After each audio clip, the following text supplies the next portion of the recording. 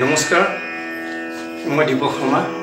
আপোনালোকক আজি বহুতে বাঁহী শিকিব খোজে, অসমত হওক, ভাৰতবৰ্ষত হওক বা বিভিন্ন স্থানৰ পৰা মোক কয় যে আজি আপোনালোকক মই বাঁহী কেনেকৈ বজায় বা যোনে বিগিনাৰ্ছ বা প্ৰথম শিকিব বিচাৰে তেওঁলোকক মই এই লেশ্যনটো দিম। যে প্ৰথম আমাৰ যে বাঁহৰ বাঁহী বেম্বো ফ্লুট, ইয়াতে 7টা ফুটা আছে, আপোনালোকক দেখাইছোঁ। 1 2 3 4 5 6 7। যে বাঁহী বজোৱাৰ প্ৰথম কথাটো হ'ল কি যে ফু দিব লাগে। ফুটো কেনেকৈ স্পষ্ট হ'ব লাগে, আৰু গোটেই যদি ফুটো নাহে বাঁহী এইবিলাক নাই।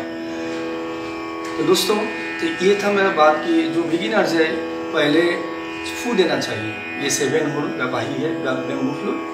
तो पहले बिगिनर्स के लिए जो फू बहुत ज़रूरी है। तो आप लोग कोशिश करना चाहिए, আপোনালোকে চেষ্টা কৰিব যে প্ৰথম ফুটো প্ৰথম হয়তো নাহিব, আপোনালোকৰ লাষ্টত আহি যাব।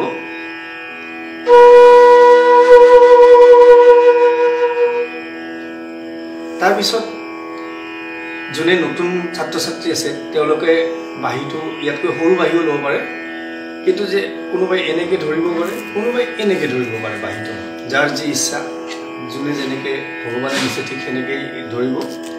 যে এই ফু দিয়াৰ পিছত ফুটো যেতিয়া আহিব তেতিয়া ছাপ'জ কোনোবাই এনেকৈ ধৰিলে, যেনেকৈ ময়ে ধৰোঁ এনেকৈ। প্ৰথম বাঁহীৰ লেশ্যনৰ মেইন কথা হৈছে কি যে सारे गामा पाधा निशा। बांसुरी का मेन चीज़ है सारे गामा। बगैर सारे गामा पाधा निशा कुछ भी नहीं होता है। तो उसका बाद बहुत कुछ सीखना पड़ेगा। तो बहुत किसुमान सुंदर सुंदर के आपको आगुवाई যাব লাগিব প্ৰেক্টিছ কৰি পেলাই। তো মই প্ৰথমতে যাৰ ফু আহিছে মই দেখাই দিলোঁ, এইটো ফু, আৰু বাঁহীটো কোনোবাই এনেকৈ ধৰে, কোনোবাই এনেকৈ ধৰে। তো সাৰে গামা পাধা নিশা কি? হিন্দুস্তানী সংগীতত, ক্লাছিকেল মিউজিকত প্ৰথম সাৰেগামা পাধা নিচাই প্ৰথম ক্লাছিকেলৰ আৰম্ভণি। মই বিগিনাৰ্ছ ষ্টুডেণ্ট বা মোৰ বন্ধুসকল যোনে বাঁহী শিকিব খোজে তেওঁলোকক মই প্ৰথম সাৰেগামা পাধা নিচা মই বজাই দিছোঁ।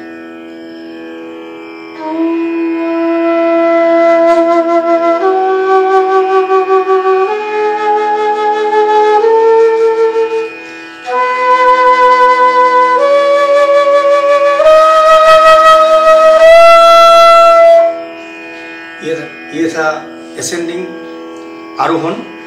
अभी डिसेंडिंग अवरोहण।